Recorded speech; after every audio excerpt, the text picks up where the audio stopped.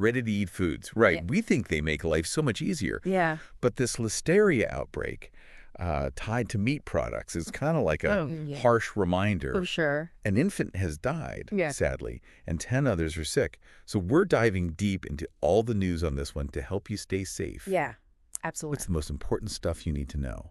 Let's find out. It really does make you stop and think, Yeah. that even something as simple as grabbing a quick bite can have hidden risks. Totally. Yeah. To start, could you give us the rundown on Listeria? Like, what is it and what makes it so concerning? So Listeria monocytogenes, it's a type of bacteria that can actually lead to this really serious infection called listeriosis. Okay. And the unsettling part is that it can actually survive, even thrive in cold environments. Oh, wow. Like our refrigerators. So our fridges aren't the safe havens we think they are.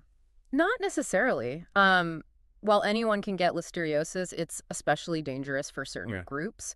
Older adults, pregnant women, newborns, and people with weakened immune systems. Okay. It's actually the third leading cause of death from foodborne illness in the U.S. Wow, that's a scary statistic. So this isn't just like, No. a minor stomach bug we're talking about. Not at all. This is serious stuff. Exactly. And this specific outbreak has some unique elements to it. Okay. It's hit 4 states: New York, New Jersey, Illinois, and California. Wow. And the source is a company called Yu Shang Food, Inc. Okay. They're in South Carolina.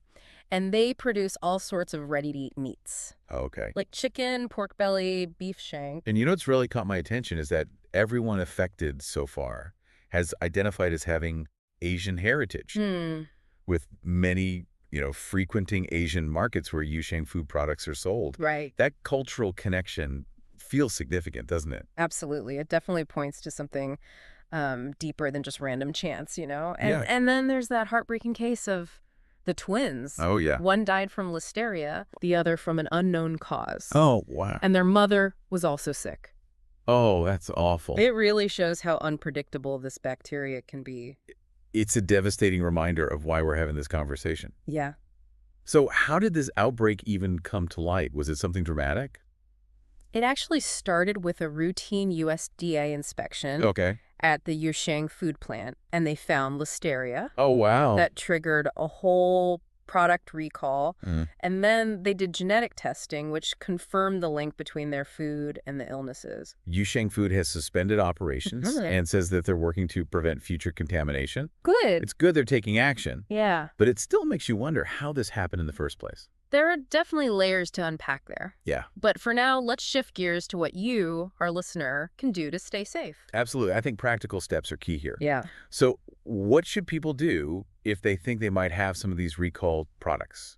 First things first, check your fridge and freezer for any of the products listed in the recall. Yeah. You can find a detailed list on the USDA's website. Got it. If you find any, just toss them out immediately and really scrub down anywhere they were stored.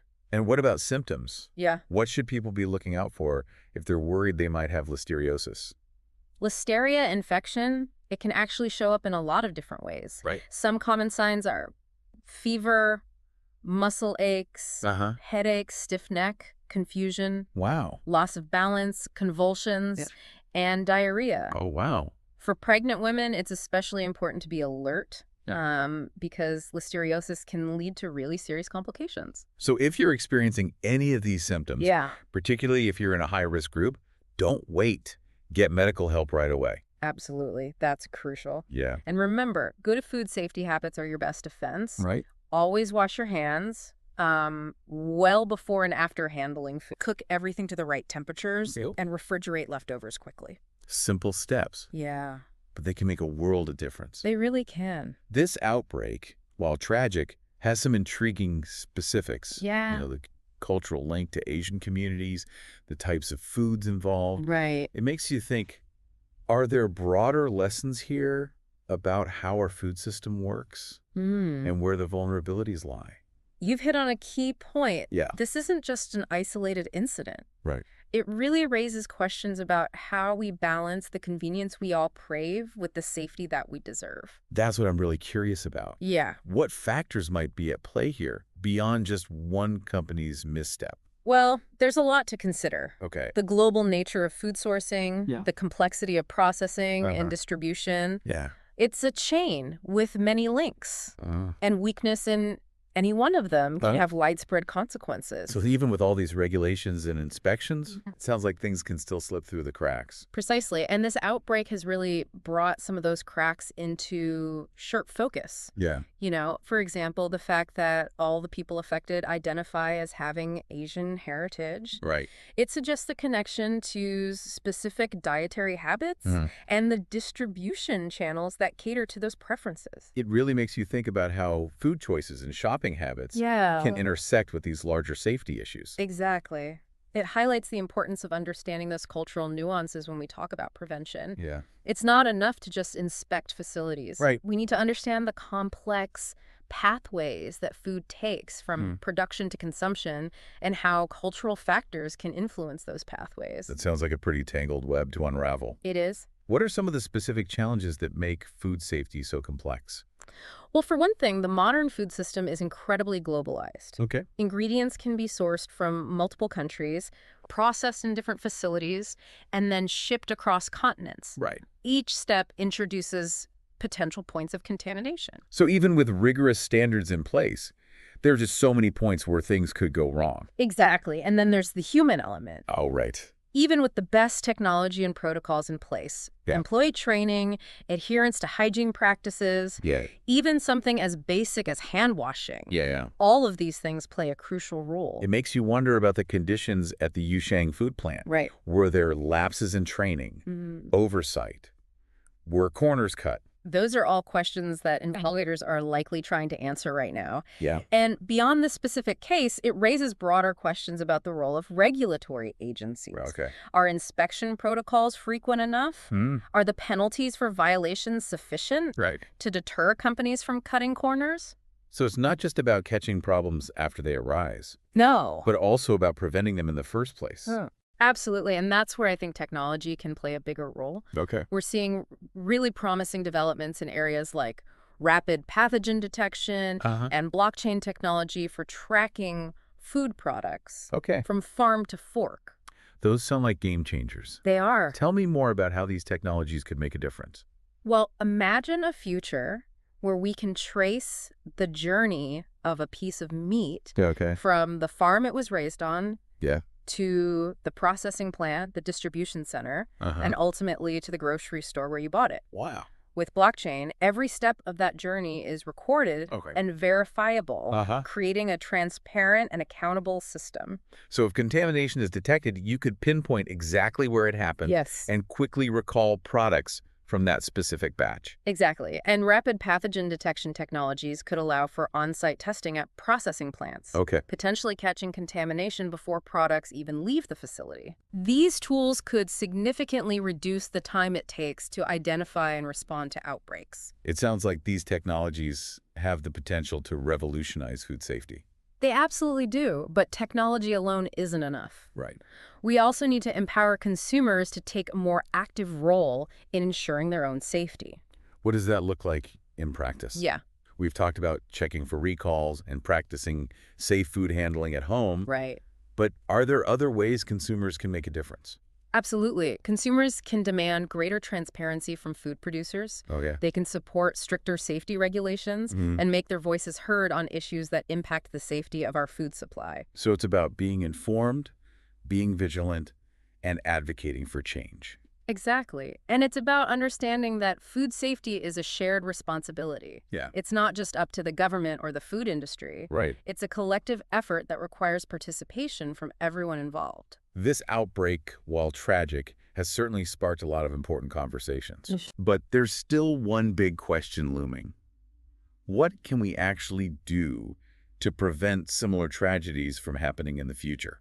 That's the million-dollar question. Yeah. And unfortunately, there's no easy answer. Right. It's a multifaceted problem that requires a multi-pronged approach. Okay. But I think we can start by looking at the roles of the key players. Government agencies, food producers, and consumers themselves. Okay, so let's delve into those roles. Okay. First up, government agencies. Right. What can they do to, strengthen the safety net, so to speak? Well, they're the ones who set the standards, right? Right. And they hold the reins when it comes to enforcement. Yeah. We need to make sure that they actually have the resources for thorough inspections and the power to impose penalties that make companies really think twice about cutting corners. More funding for inspections, Yes. stricter regulations, Yeah. and tougher enforcement, like making sure the consequences have real teeth. Exactly, but it's not just about punishment. Okay. We can also incentivize companies to prioritize safety. How so? Like imagine tax breaks for those who invest in advanced safety tech. Oh, interesting. Or those with like top-notch employee training programs. So a combination of rewards and consequences. Yes. A little carrot and stick approach. Right. To encourage that culture of safety. Precisely. And technology can play a huge role here. Yeah, we've already touched on rapid pathogen detection and blockchain. Right. These tools can really change the game For sure. when it comes to quickly identifying and responding to contamination. Absolutely. It's almost like having a safety net woven into the fabric of the food system itself. I like that analogy. But what about the companies producing these foods? Yeah. Where does their responsibility lie? Well, it goes beyond just complying with regulations, right? Yeah. They need to really view safety as a core value, Yeah. not just a box to tick. This means investing in the latest safety technologies, Right. implementing really rigorous training programs for employees, and fostering a culture where safety is truly everyone's top priority. So a shift from reactive measures to proactive prevention. Yes. Making safety an integral part of the company's DNA. Exactly. And we can't forget the role of consumers. Right. We have a part to play in this as well. Absolutely. So beyond just checking for recalls Yeah. and practicing safe food handling at home, what can we actually do to contribute to a safer food system? We can vote with our wallets. Okay. Support companies that are transparent about their safety practices and prioritize consumer well-being. Right. We can also advocate for stronger regulations and demand greater accountability from both the industry and the government. So it's about making informed choices, Yes. holding companies accountable, Yes. and making our voices heard. Exactly. Basically being engaged citizens and not just passive consumers. I love that. Food safety is a public health issue. It affects everyone. It's a collective responsibility, and we all have a role to play in ensuring the food we eat is safe and nutritious.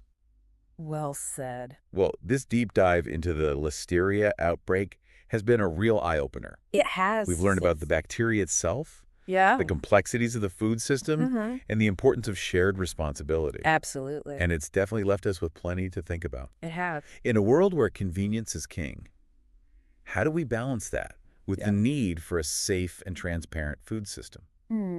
It's a question that deserves our continued attention. It really does. So to our listeners, Yeah. we urge you to stay informed, make conscious choices, Absolutely. and advocate for a safer food future. Couldn't have said it better myself. Until next time, stay curious and stay safe.